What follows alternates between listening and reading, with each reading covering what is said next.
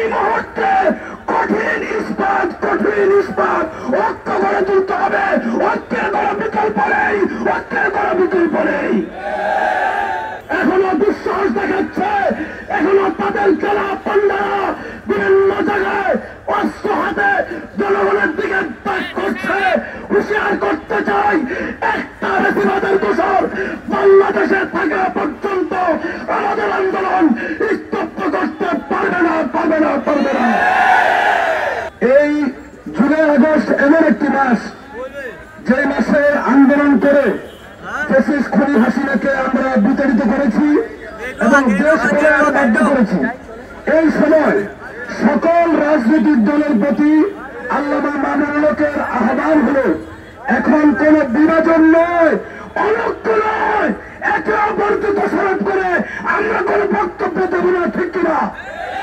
আল্লামা মামুনুল হক সাহেবের বক্তব্য হলো, এই মুহূর্তে কঠিন ইস্পাত ঐক্য গড়ে তুলতে হবে। ঐক্যের কোনো বিকল্প নেই। যদি ফ্যাসিস্ট আবার ফিরে আসতে চাই, আমরা আন্দোলন করে ফ্যাসিস্টকে আবার বিদায় করব। সকলকে আগামী দিনের সকল আন্দোলন সংগ্রামে সুচ্চার থেকে আহ্বান জানিয়ে আমার বক্তব্য শেষ করছি। নাসরুল মিনাল্লাহি ওয়া ফাতুল করিম। এই খুনি শেখ হাসিনার অত্যাচারে একজন ঘরের শিশু পর্যন্ত রক্ষা পায় নাই।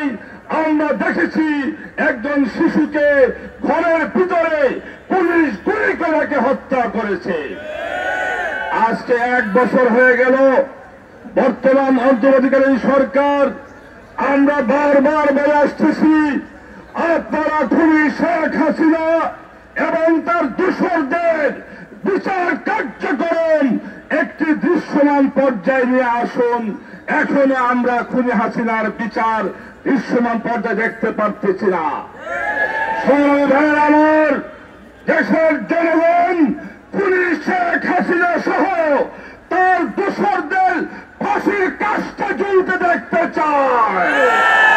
অবিলম্বে 2-1 মাসের মধ্যে খুনি হাসিনার 2-1টি মামলার রায় জাতি প্রত্যাশা করে।